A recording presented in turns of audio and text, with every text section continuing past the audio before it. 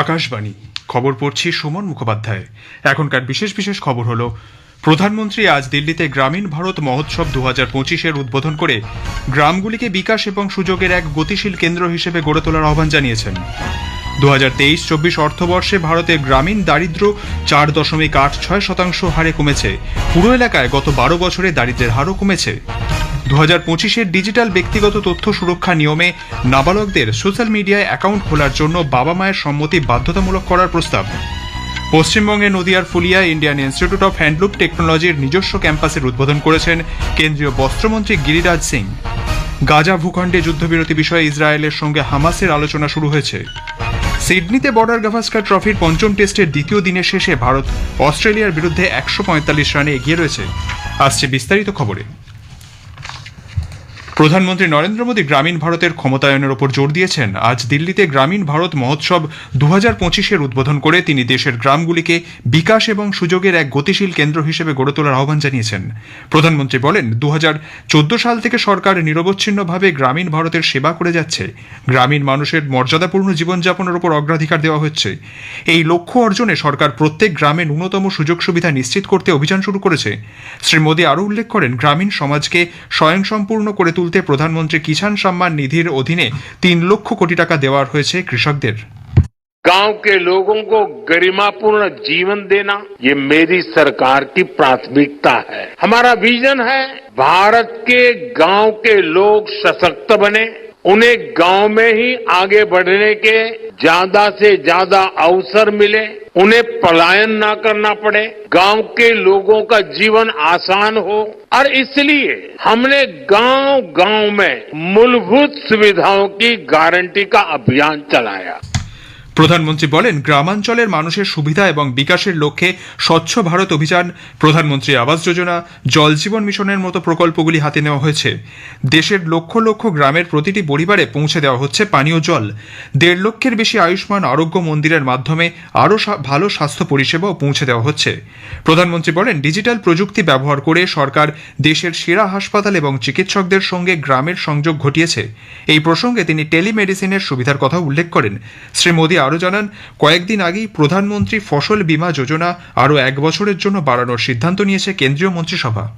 साथियों, आज 1.5 लाख से ज्यादा आयुष्मान आरोग्य मंदिरों में लोगों को स्वास्थ्य सेवाओं के बेहतर विकल्प मिल रहे हैं। हमने डिजिटल टेक्नोलॉजी की मदद से देश के बेस्ट डॉक्टर्स और हॉस्पिटल को भी गांवों से जोड़ा है, टेलीमेडिसिन का लाभ लिया है। ग्रामीण इलाकों में करोड़ों लोग ई संजीवनी के माध्यम से टेलीमेडिसिन का लाभ उठा चुके हैं।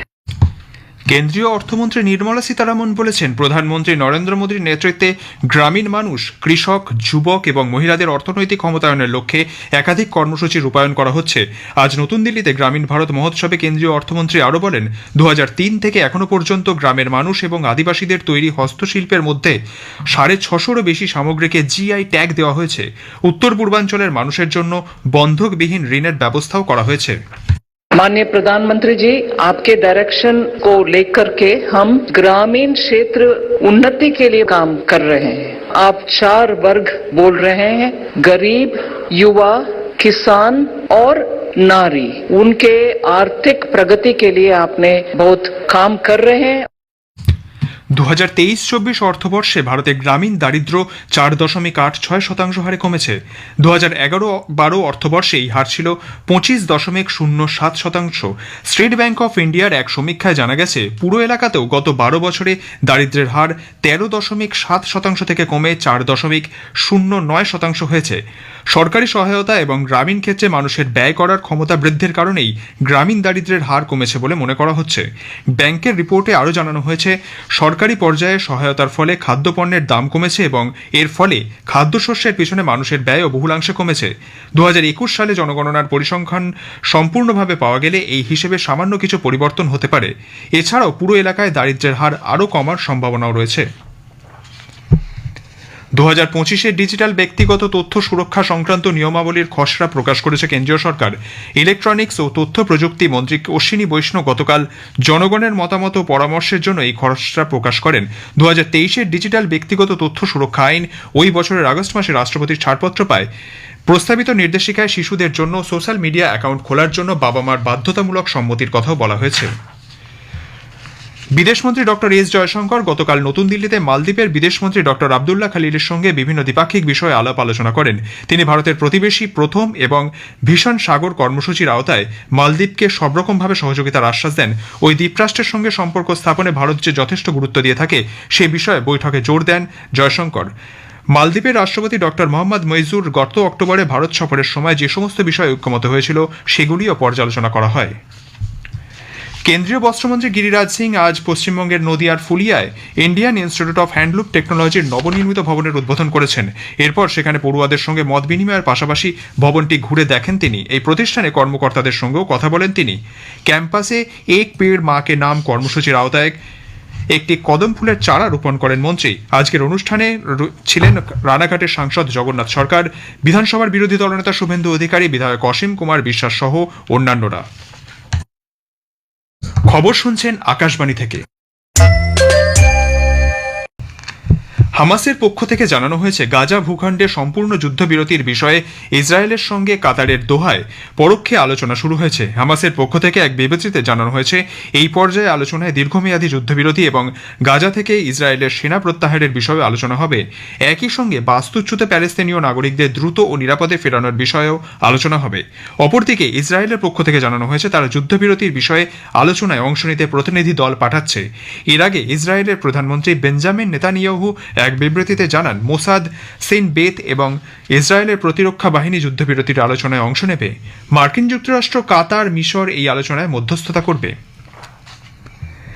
চীনে ফ্লু ব্যাপকভাবে ছড়িয়ে পড়ার খবর খারিজ করে দিয়েছে সেই দেশের কর্তৃপক্ষ। চীনা বিদেশ মন্ত্রকের মুখপাত্র মাওনিং বলেছেন, প্রতি বছর শীতকালে যে ধরনের ফ্লু ও শ্বাসকষ্টজনিত সমস্যা হয়ে থাকে এবছর তার প্রকোপ অনেকটাই কম। চীন সফর সম্পূর্ণ নিরাপদ, বিদেশ মন্ত্রকের পক্ষ থেকে তা স্পষ্ট জানানো হয়। অন্যদিকে ভারত সরকার জানিয়েছে চীনে হিউম্যান মেটানিউমো ভাইরাস ছড়িয়ে পড়ার খবর নিয়ে দেশে উদ্বেগের কোনো কারণ নেই। স্বাস্থ্য পরিষেবা বিভাগের মহানির্দেশক অতুল গোয়েল জানিয়েছেন, বয়স্ক এবং শিশুদের শ্বাসযন্ত্রে বিভিন্ন ভাইরাস যেমন সংক্রমণ ঘটায় ওই ভাইরাসটিও একই ধরনের উপসর্গ সৃষ্টি করে। নানা অনুষ্ঠানের মধ্যে দিয়ে আজ বিশ্ব ব্রেইল দিবস উদযাপন করা হচ্ছে। দৃষ্টিহীন মানুষের যোগাযোগের মাধ্যম হিসেবে ব্রেইল লিপির গুরুত্ব বিষয়ে সচেতনতা গড়ে তুলতেই লুই ব্রেইলের জন্মজয়ন্তীতে এটি পালন করা হয়ে থাকে।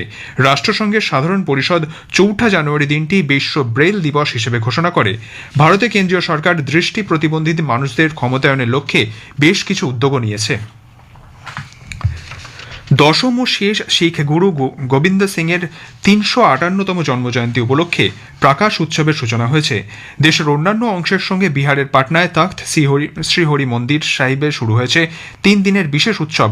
এই তখ্ত শ্রীহরি মন্দির সাহিবই হল খালসা পন্থের প্রবর্তক গুরু গোবিন্দ সিং এর জন্মস্থান। আজ সকালে বিশাল শোভাযাত্রার মধ্যে দিয়ে উৎসবের সূচনা হয়।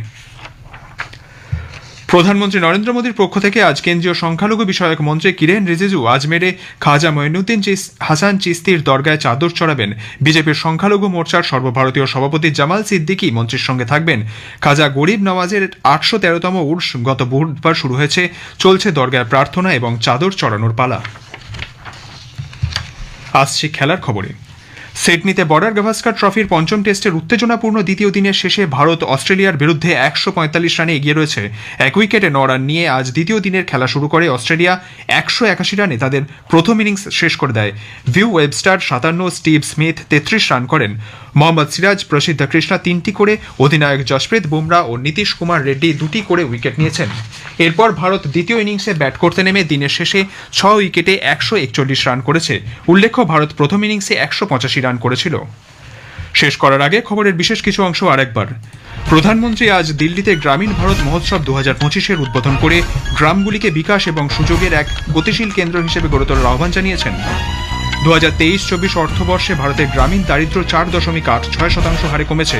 পুরো এলাকায় গত 12 বছরে দারিদ্র্যের হারও কমেছে। 2025-এ ডিজিটাল ব্যক্তিগত তথ্য সুরক্ষা নিয়মের নাবালকদের সোশ্যাল মিডিয়া অ্যাকাউন্ট খোলার জন্য বাবা মায়ের সম্মতি বাধ্যতামূলক করার প্রস্তাব। খবর এখনকার মতো এখানেই শেষ হলো। এরপর শুনবেন স্থানীয় সংবাদ। স্থানীয় সংবাদ পড়ছি পার্থপ্রতিম মিত্র। কেন্দ্রীয় বস্ত্রমন্ত্রী গিরিরাজ সিং আজ নদিয়ার ফুলিয়ায় ইন্ডিয়ান ইনস্টিটিউট অফ হ্যান্ডলুম টেকনোলজির নবনির্মিত ভবনের উদ্বোধন করেছেন। এরপর সেখানে পড়ুয়াদের সঙ্গে মত বিনিময়ের পাশাপাশি ভবনটি ঘুরে দেখেন তিনি। এই প্রতিষ্ঠানে কর্মকর্তাদের সঙ্গে কথা বলেন তিনি। ক্যাম্পাসে এক পেড় মা কে নাম কর্মসূচির আওতায় একটি কদম ফুলের চারা রোপণ করেন মন্ত্রী। আজকের অনুষ্ঠানে উপস্থিত রয়েছেন রানাঘাটের সাংসদ জগন্নাথ সরকার, বিধানসভার বিরোধী দলনেতা শুভেন্দু অধিকারী, বিধায়ক অসীম কুমার বিশ্বাস সহ অন্য বিশিষ্টজনেরা। সাংসদ জগন্নাথ সরকার ক্যাম্পাসে একটি চারাগাছ রোপণ করেন। ভারত বাংলাদেশ টানাপোড়েনের মধ্যে আগামীকাল বঙ্গোপসাগরে ভারত ও বাংলাদেশ আটকে থাকা মৎস্যজীবীদের বিনিময় হবে। বাংলাদেশ থেকে ভারতে ফিরবেন 95 জন মৎস্যজীবী, অন্যদিকে ভারত থেকে বাংলাদেশে ফিরবেন 90 জন মৎস্যজীবী। আজ সকালে কাকদ্বীপ থেকে 12 জন বাংলাদেশি মৎস্যজীবীকে হলদিয়া নিয়ে যাওয়া হচ্ছে। অন্যদিকে পারাদ্বীপ থেকে 78 জন বাংলাদেশি মৎস্যজীবী বঙ্গোপসাগরে নিয়ে যাওয়া হবে। সব মিলিয়ে 90 জন বাংলাদেশি মৎস্যজীবী দেশে ফিরবেন। বাংলাদেশের জেল থেকে ইতিমধ্যেই মুক্তি পেয়েছে 95 জন ভারতীয় মৎস্যজীবী। এই ভারতীয় মৎস্যজীবীদের অধিকাংশের বাড়ি কাকদ্বীপ নামখানায়। গত অক্টোবর ও নভেম্বর মাসে বাংলাদেশ জল সীমানায় ঢুকে পড়ার অভিযোগে গ্রেপ্তার হয়, আটক করা হয় 6টি ট্রলার। ভারতীয় মৎস্যজীবীরা নিজেদের ট্রলার নিয়েই ফিরবেন। প্রশাসন সূত্রে জানা গেছে 6 তারিখ গঙ্গাসাগরে তোলা হবে ভারতীয় মৎস্যজীবীদের। সেই সময় মুখ্যমন্ত্রী মমতা ব্যানার্জি গঙ্গাসাগরে থাকবেন। পাসপোর্ট জালিয়াতি কাণ্ডে পুলিশের প্রাক্তন এসআই আব্দুল হাইকে গতরাতে গ্রেপ্তার করা হয়েছে। গোয়েন্দা পুলিশ সূত্রে জানানো হয়েছে, কলকাতা পুলিশের পাসপোর্ট সেকশনে সাব ইন্সপেক্টর পদে কর্মরত ছিল আব্দুল হাই। কিছুদিন আগেই সে অবসর নেয়। গতকাল রাতেই জালিয়াতি কাণ্ডে তদন্তে নেমে অশোকনগর ও হাবড়া পুলিশ যৌথভাবে তল্লাশি চালায়। জাল পাসপোর্ট কাণ্ডে সরাসরি যুক্ত থাকার অভিযোগে গতকাল রাতেই গ্রেপ্তার হয় আব্দুল হাই। আজ তাকে আলিপুর আদালতে তোলা হবে। এই কাণ্ডে এ পর্যন্ত মোট 9 জন গ্রেপ্তার হল। গোয়েন্দা পুলিশের প্রাথমিক অনুমান আরও বেশ কিছু পুলিশ কর্মচারী জাল পাসপোর্ট কাণ্ডে জড়িত থাকতে পারে। তাদের খোঁজে তল্লাশি চলছে। মালদার তৃণমূল কংগ্রেস নেতা বাবলা সরকারের খুনের ঘটনায় আরও 2 জনকে গ্রেপ্তার করল পুলিশ। পুলিশ সূত্রে জানা গেছে, ধৃতের নাম অভিজিৎ ঘোষ এবং অমিত রজক। 2 জনেরই বাড়ি মালদা শহর এলাকায়। এর মধ্যে ধৃত অমিত রজকের বাড়ি ঝলঝলিয়া রেল কলোনি এলাকায় বলে জানা গেছে। ধৃত অমিত রজকের দাদা পলাতক, পুলিশ তার খোঁজ করছে। পুলিশ সূত্রে খবর, আজ ধৃত 2 জনকে তোলা হবে মালদা জেলা আদালতে। উত্তর 24 পরগনার গাইঘাটা থানার কুলপুকুর এলাকায় নাকা চেকিংয়ের সময় উদ্ধার করা হয়েছে 396টি বিরল প্রজাতির কচ্ছপ।